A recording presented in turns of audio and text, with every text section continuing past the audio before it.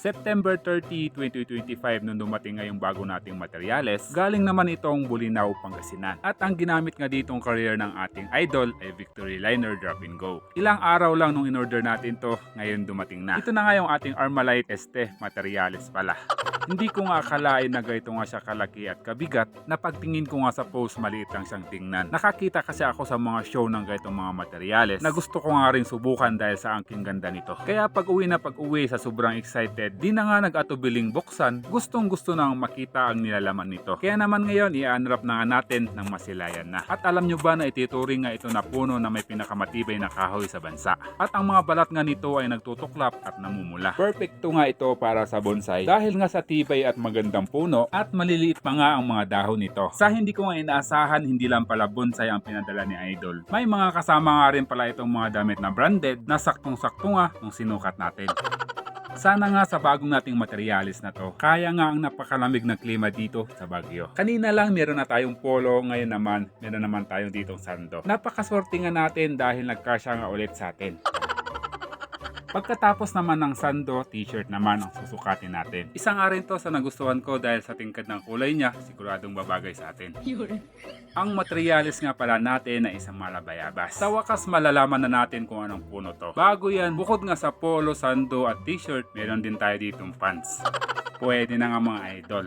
At ito na nga yung kauna-unahan nating manabayabas at bagong ugali na rin na alamin. Siya nga pala mga guys, galing nga ito kay Sir Idol Ronel Silino ng Bulinaw, Pangasinan. At ito na nga ang buong itsura ng ating bagong material. At sa oras na yan, ang maitanim na ang nasa isip natin.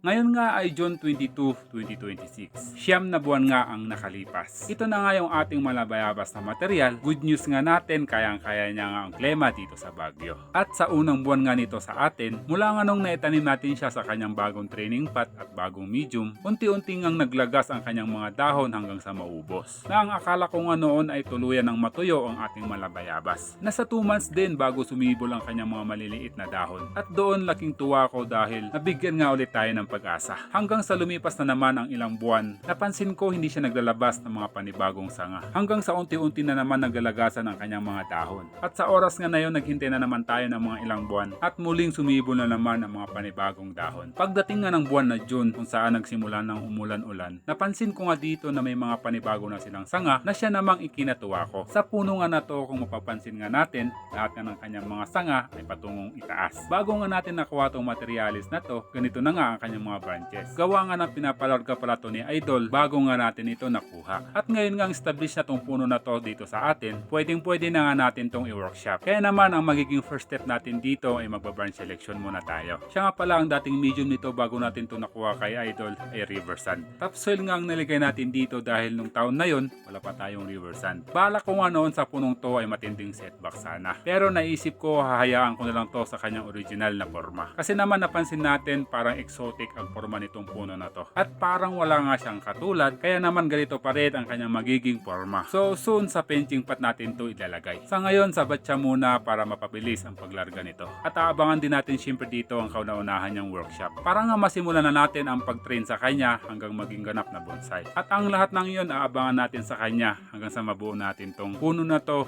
ang ating malabayabas na materyales.